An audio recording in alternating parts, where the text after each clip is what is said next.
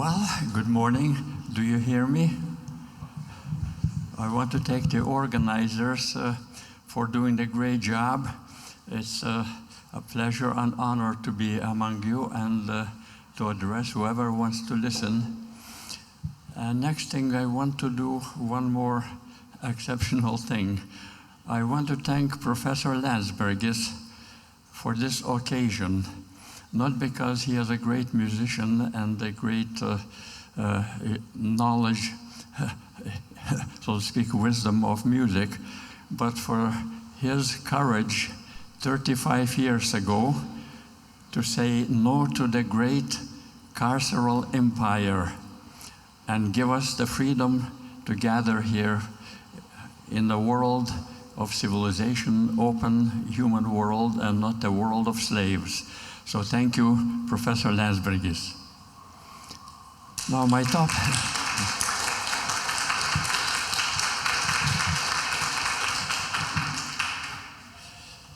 topic is a world without opposite, and the reason why the topic seems to be relevant is that the world we live in, we cannot face, we cannot look at it as if it was an object and we are the subjects. But first, let me ask one minor question. What is art? And the answer is there are so many answers that we don't even know what we're talking about. There a painting on a wall, a frame on a wall, and they say this is framing my artwork. And there's a question of desublimation. That means there is no better arts among arts than any other. One could be just as good as other. As somebody said, if I hang my towel and call it art, it will be art. If I sign my name on a tissue, I'm an artist, I'm Picasso, then it will be art. In short, we are at a loss. What are we to call art? Many other things can be talked about. For example, empires deny others their arts. They say, well, they are not arts, they are primitive, they don't know how to paint, or they don't know how to dance, they are immoral, and so on. So we add all kinds of features on art, morality, values, and so on. One of the major things nowadays, when you travel around the globe, is art interpretation in terms of psychology. That is, we talk about emotions, we talk about feelings, and so on. One feature about that is this: how do I distinguish the religious emotions from art emotions? My anger at my friends, or my joy at the sunrise. I mean, all of them are emotions, but which one is artistic emotion? Why do I say that Čiurlionis art has all sorts of psychological things? Why shouldn't I say that the wall has, for me, all kinds of psychological impressions? So there is an issue, so to speak, to be resolved. Another issue is this, that many theorists have argued for many years whether art has meaning. And then to add a meaning, they would add not only psychological, but ideological, symbolic meanings, and so on. And then the question is, well, if I don't belong to this ideology, how do I understand the arts of other ideologies? In short, for me, they're not arts. They have a wrong ideology. You know, the entire social trend in theories, how art represents specific class interests, specific ideological interests, and so on. So these criteria do not tell me which one would be called real art. Now, the psychological question is a little bit more complex, but I will not go into it. What I want to open up as a question is time. Of course, there is the world of time, space, and movement, but I only can touch today upon the question of time. And as Professor Landsbergis mentioned, we talk about infinite world and so on. And the problem is this: we don't know what time is. We don't know what space is. While we're talking about all these things as if they were obvious, in philosophy, and I'm sorry, I will have to introduce you to a bit of philosophy, not a lecture on philosophy, but a few principles. Way back, when I was very young, 2,400 years ago, I had friends, Aristotle, Plato, and Socrates, and we discussed those things. Now, and what appeared as most important is the question whether time exists. Why was that question important?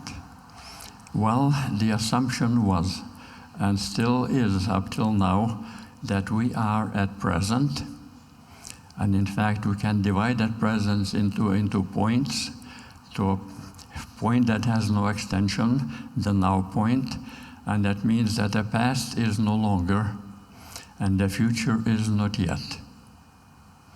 In short, we are forever hanging on the now point. And the answer was, that means that time is someplace else, not in the world of things, but in the mind. We invented a very peculiar thing called the mind and the soul. The past is in memory, the future is in expectations. I'm sure you remember one of very fine people, and he was called Saint Augustine. And in fact, he was telling us, when I live, time is obvious. When I start to think, I don't understand a thing about time. And so he raised a very peculiar question. And the question was in terms of space. Ubi temps? Where is time? And he said, well, since the world is now, then time must be in the soul. The soul extends in memory and extends into expectations. So there was invented this feature called the soul to account for our awareness of time. And from then on, we also invented one more human feature, and that is called memory. The past is gone, so we remember it. The future is not yet, so we expect it. In short, we have not gotten off the now point of the universe. We only extended the universe through the soul, through the psyche. Now that was good to start with, but the modern world, and we have to content ourselves with the modern world, because the modern world invented another subject. People talk about things being subjective and objective. We are subjects facing the world. That's why I'm saying world without opposite. We have to get to that. Čiurlionis shows us how to think the world without opposite. But now we have a subject. What is the subject and why do we have it? And it is philosophy's fault. I mean, philosophers really messed up. They invented a subject for one reason. They decided there was a big argument for lasted centuries. We went through Arab world, went through medieval world, and the question was, what is the basic reality? What is the feature of things that are really real? And the decision was that reality is material. And material was defined as sum of material parts. In short, what is known as atomism. Right now it's called the building blocks of the universe, little blocks. And in fact, we have just invented the God particle, the final particle, which accounts for all the structure of everything. That is known as modern materialism. In short, the world is bland, material, indifferent, without value, without beauty, has no purpose. In short, as somebody called us, we are ugly bags full of water, nothing more. Okay? So no spirit, no soul, and that's why we killed our God, because the world is bleak. Now, what's left of the world, what we experience, color, sounds, what we call beauty and so on, became located in the subject. The subject is not part of the world. The world is purely material, and so the subject is totally apart from it and does not exist. What exists is material, so-called physical reality. So what about a subject? The subject is nowhere to be found. And yet, the subject must contain everything. As modern so-called thinkers said, the world is bleak, and everything that is worthwhile, everything that is beautiful, comes from human hand, from human subject. So when we say that something has value, the answer is all of that is subjective, has no objective reality. When we talk about something beautiful, we say that is subjective. In short, that minor wrinkle, everything, beauty is in the eye of the beholder, okay? The world has nothing to do with beauty. The same thing with meaning. Meaning is also subjective. Now, to solve the problem of time, the modern subject, sometimes it was called the mind, was the one that projects possibilities, projects the future. I don't know, 10 years ago I was in Lithuania, and we had to write projects. Europe gave us lots of money and said, do projects for the future. In short, we project the future, and the future was known as possibility. We live now, at this moment, and we project ourselves toward the future.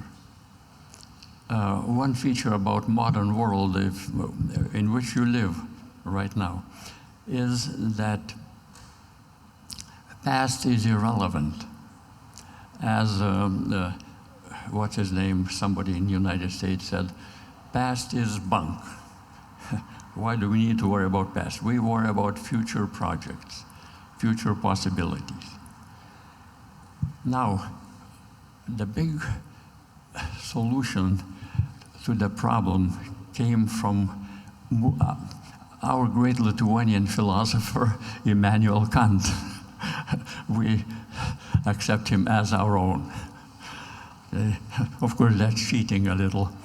Now, what Kant did is pointed out that any thought, any understanding, any awareness, no matter what we think about, whether gods, devils, ourselves, cucumbers, involves time. He called it a priori, prior to everything else. Any blink of your eye involves time. In short, what he said, we experience everything one after the other. Now, one after the other means things pass us. And he, so to speak, almost repeats Augustine, who said, well, time annihilates everything. Things pass and disappear. In short, the past is no longer. What passed us is gone. And Kant made the same claim, that past is no longer. Therefore, what happens is we see things one after the other.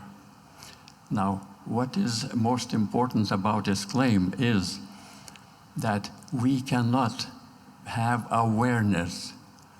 We cannot be conscious without time awareness. I will not speak of space, that's a different dimension. Čiurlionis has a lot to say about that.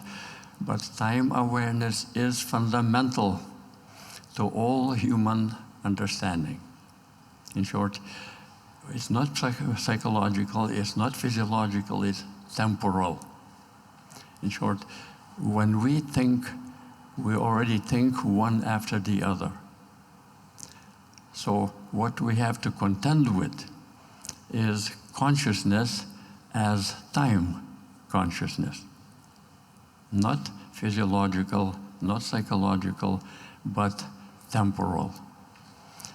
And the issue is that we conflated, and I'm sorry, I'm doing a little philosophy. We conflated time with things. What does that mean? When we say that something has passed, the tree has been knocked down by the wind, the tree is no longer, therefore past is no longer. Okay? Now the question is, why do we do that without thinking about that? Because something has passed doesn't mean that time has passed. That something is not yet, that the future is not yet. Okay? What I want to do is to extend that question of time beyond the question of things and objects. Okay? Now, okay, so when I am waiting for my friend from Japan, saying, well, he is coming, but he is not here yet. So therefore, he is not here yet, so that means future is not yet. But he is already on the way, somewhere. So he is not in the future. He is in this world. He is on the way. Okay? So now, given the problematic I briefly outlined, the question arose in the following way. We have pinned the whole universe on the now point and denied the past and denied the future. And the question that every serious philosopher raised in 20th century they could not answer is this. Even astronomy, we'll deal with that in a while. They said the universe began in the past. I think everybody knows, 13.5 billion years ago. I was there and I watched it, and it was a very fantastic show, Big Bang. and then we have talked very obviously that universe began 13.5 billion years ago and then moved from then till now. And now the universe is moving into the future. That's how scientists talk. And we raised a different question. Is there anything apart from the universe? Of course, any sober person say, of course, nothing else. Universe is all there is. So, in what time does the universe move? Is there some other time Because we say it moved from the past to present to moving toward the future. In what time does the universe move? There's nothing apart from the universe. So we cannot think the universe as moving in time. The cosmos. Okay? It is too late. Now, another minor point about this question is, say, well, we can imagine the universe in the past. I mean, we have big scientists give us pictures. How did the sky look after the Big Bang? How did it look? Oh, we had a sky, okay? We're looking at the sky. Well, there was no Earth yet. Anyway, and that imagination does not tell us anything about time. I imagine my friend. It does not tell me that it's from the past. So whenever say, well, Joe is coming from the future, I already have time awareness. No matter what I think about, like I mentioned, I already have time awareness. Like I mentioned, well, of course, we have space awareness too. That's a different dimension. So now, what do we do about understanding differently if universe is not in time? So what is the time of the universe? What is the cosmic time, which is not past, present, or future? Okay? That is, cosmos does not move in time. Of course, we invented one more feature to try to explain all that, and we claim that, well, universe moves toward infinite time. I mean, you have heard that story. Infinity, we have in fact many infinities nowadays. Now, if universe moves toward infinity, that is, again, a contradiction, because infinity, positive infinity, has no direction. So we're moving toward future, toward infinity. Infinity is given as totality without any limit. So we don't know which way to move. Once you posit infinity, you are lost. Okay? So, and suddenly we ask Čiurlionis, how does he understand the world, the cosmos? Okay? And he gives us a very profound answer. And I'll have to be very careful to kind of, well, step by step. When we talk about the now, the present, we added one more thing in modern times, and that is, well, we are very smart. We have a mind, and the mind has invented calculations, mathematics. You know, nowadays, everything lies, but numbers do not lie, okay? Everything is based on numbers. Well, the issue is very simple philosophically. Numbers are not in space or time, and you can measure with numbers anything you like, but you will not get extension. Numbers are points which have no place or time and no extension. So how do we measure the past? With methodology which has no extension. In short, what kind of a measuring stick? We stick to the past in terms of numbers, and we have a meter, we stick it into the past, which is gone, and then we measure. Well, that is impossible. Okay? In short, quantification is convenience, but it does not tell us anything about universe. Okay? We can talk about numbers, how many years. Okay? If I say million does not imply past, present, or future. Once I say million years ago, I already add time, which I already have as conscious dimension a priori, as Kant would say, before any measurement, we have to have what we're measuring. Okay? And what we're measuring cannot be measured mathematically. As I mentioned, I can have number 1 million ones as points, and I will not get extension. I will not get temporal extension. I will not even get spatial extension. Okay? Well, someday I will talk about Čiurlionis awareness of space. Now, what if suddenly we say that the point, the now, opens up? At present, the whole universe is open. The vastness of it is not hanging on a now point. It opens up. And what do we understand about this opening? Let us take the Čiurlionis at the outset. When we look at the sky, excuse me, again, here's a linguistic mistake. Say, there is a sky. The sky is blue. Now here what we have done, again, conflated the logic.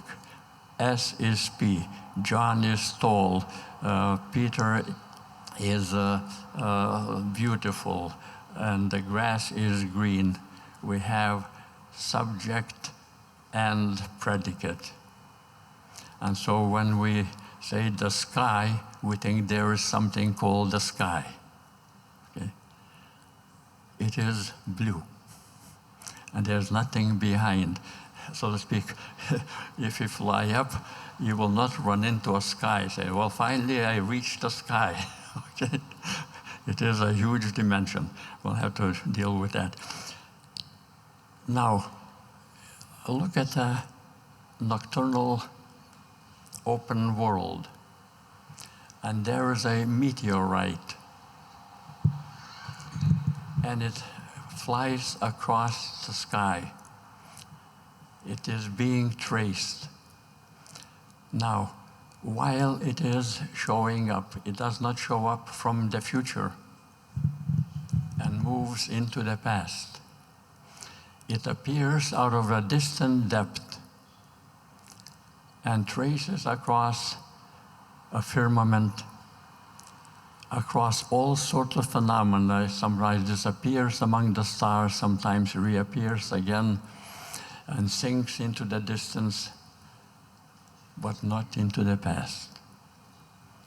In short, all of a sudden we have a cosmos which is before past, present, or future, where things appear out of depths, vanish, sink away into depths. As I mentioned, when I am expecting my friend from Japan, he is already on the way, not from the future. He is coming from the depths of the world. And when he will leave me, does mean that past disappeared. He'll leave me not into the future, but into the depth. He will be somewhere. Okay? So what opens up a question of the cosmos and its time, which is not successive, not linear, and we are therefore not things now waiting for the future, from the future, nor do we remember the past. Okay. So let's look at our good genius, Čiurlionis. How does he disclose that world? And this is see, what I said, we have to keep in quotes in mind, if there is such a thing, that there is no awareness without time awareness. So how does Čiurlionis disclose that time? We talk about his artworks, his paintings. And his paintings are beautiful. And why are they beautiful? Well, we say they're either flowers or trees or whatever you have. What I make a distinction between is artworks and aesthetics. Artworks we can talk about, such as we paint trees, grass, we paint portraits, mythical figures, and so on. And we say, well, there's an artwork we can recognize, for example, Shiva of India, the cosmic dancer. Okay. I say that's a symbolic thing of the cosmos of India. The cosmos is a dancing rhythm. Well, yeah, that's symbolic. And there's art figure, Shiva. And we have statues, the Shiva Nataraj, and so on. But what Čiurlionis does very carefully in every painting is show us the difference between art and aesthetics. What is the difference? When you claim that the yellow rose is bright and bush is dull green, why is one bright, why is one dull? Because one is next to the other, and without that bright yellow rose, the bush would not be dull green. Now, but what they both reflect is the difference between them. I call it diacritical awareness. Why is it bright yellow? Because it's next to the dull green. And the difference between them, the diacritical, and we could talk about polycritical. Well, there's a short, dull red rose and so on. But the color red, yellow, or green have a specific shading. It is bright, it is dull, and so on, not just, so to speak, homogeneous yellow or homogeneous black. You can never see black because that's impossible physically. Okay? So what we find is that once you see the difference, you disclose features, aesthetic features, that do not belong to the rose or the bush, because one shades over the other and forms a phenomenon, aesthetic phenomenon, which appears across the yellow rose and the dull green bush. Okay? And it's neither one. In short, it is not a feature of anything, any object. It is a feature of world. The dull and the bright are appearing on the things of the art objects, but their difference, the shading over both of them, is a feature of the world. It does not copy anything. It is not a color of the rose or the color of the green, the dull grass. And that is the aesthetic. That is what makes things visible. Okay, the point is this, if I may. The eistaton, I call it, I don't know, someone else might have called it, is the indefinite splendor. Why things appear the way they do. Now, what is the feature of these worldly phenomena are that they are overlapping in depth. They shade over each other. It is now bright yellow, dull green, but it is shifting to distant yellow and irrelevant dull green. these features lay over each other as the aesthetic features of the world and not of things, and they constitute the depth. It is like saying the blueness. The blueness is not just blue, it is dull blue, gray blue. There is no pure homogeneous color. I guess you are historians, art historians, know all about art. As an artist, I could not paint a wall without making mistakes. Okay? I could not sing better than a fish. Okay? So don't ask me to paint anything. But what I'm talking about is that there is a depth of aesthetic phenomena. The sky is dull, the sky is deep, the sky, of course the sky.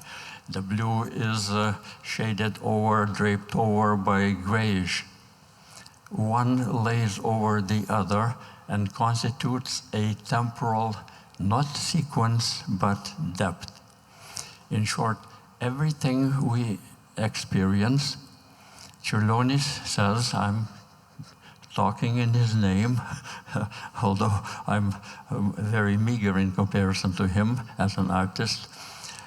He is telling us that I am opening up the way we understand the world, its visibility,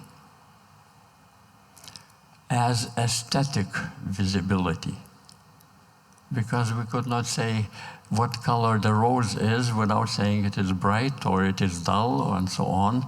And these phenomena disclose what the world of things, art objects, are. The aesthetics is not phenomenon of things. They are temporal depths reflecting the way things appear. Now, what is, I hate to say this, but Čiurlionis is not facing things, the world. He is a place of disclosing the visibility of the world, the way things appear, and therefore the phenomena he discloses, the aesthetic, is not impressionistic. It is the very world consciousness, the temporal depth of the aesthetic that allows us to say this thing looks distant, this thing looks dull, this thing looks radiant, and so on. So these phenomena are features of the given world and not of things. Okay?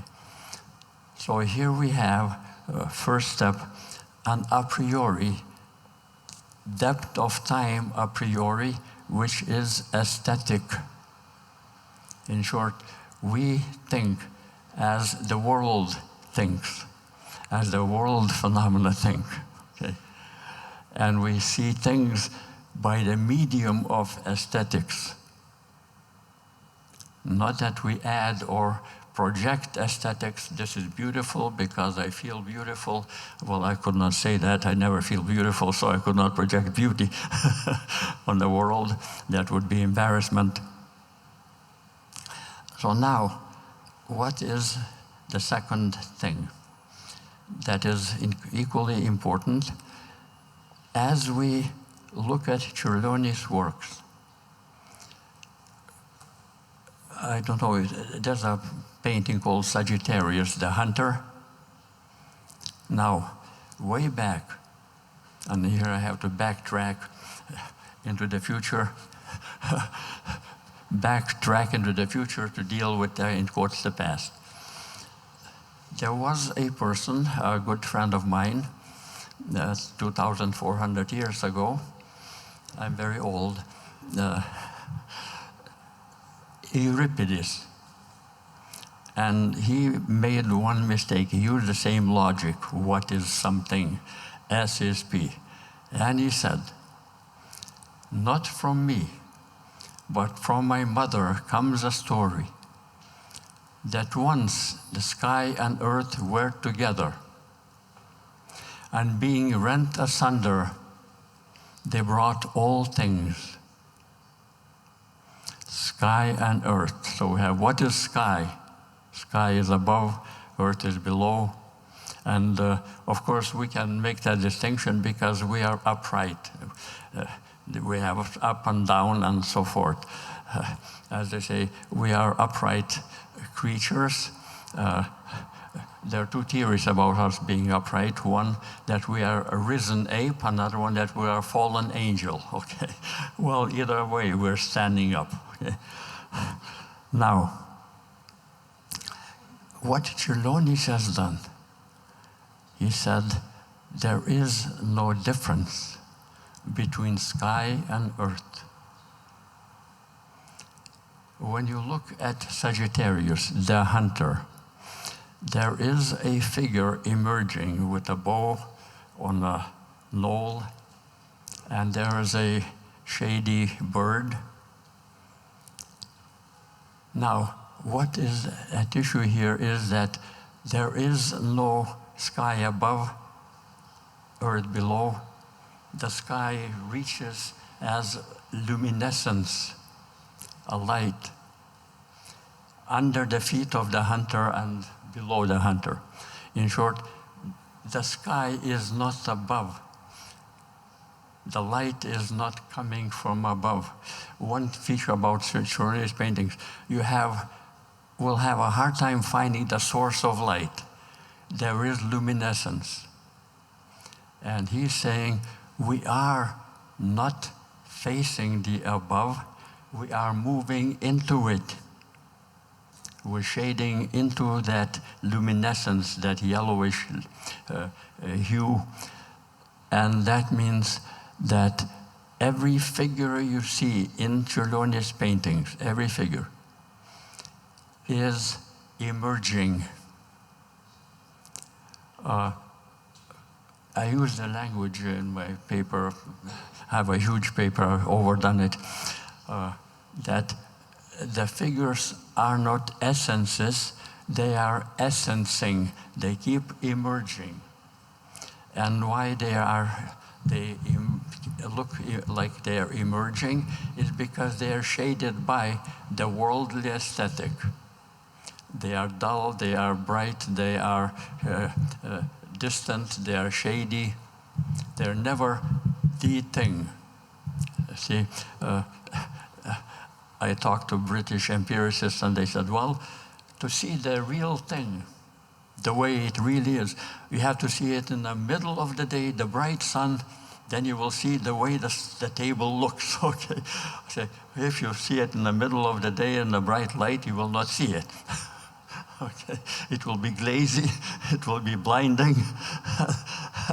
So we always see aesthetically.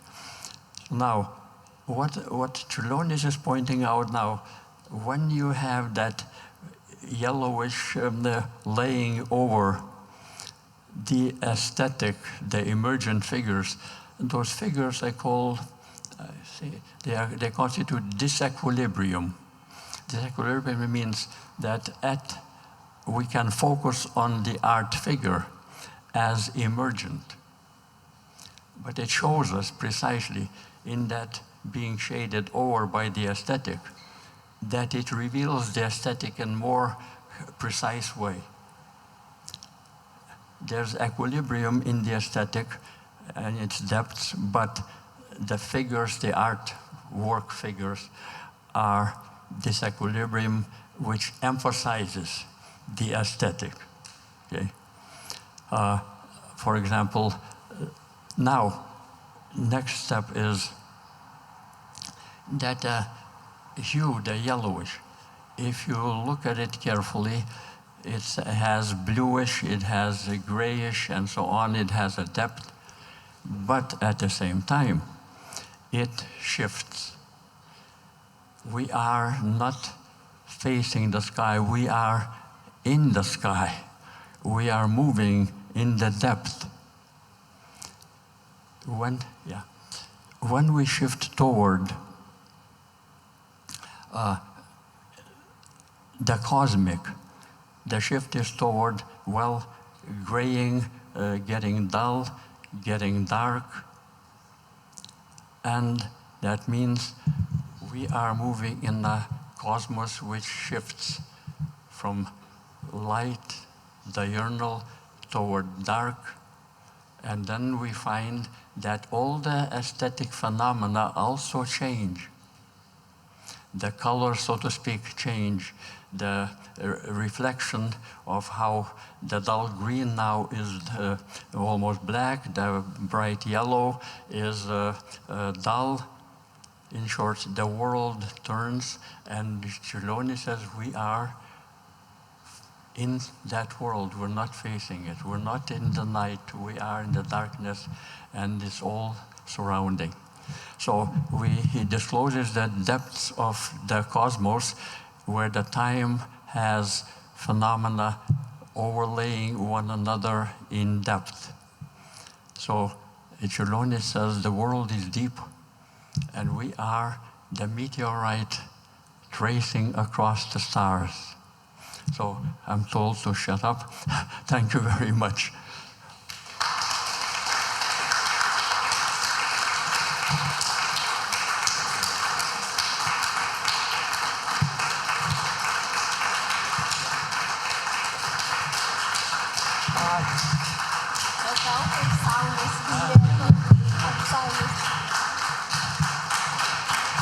The sun,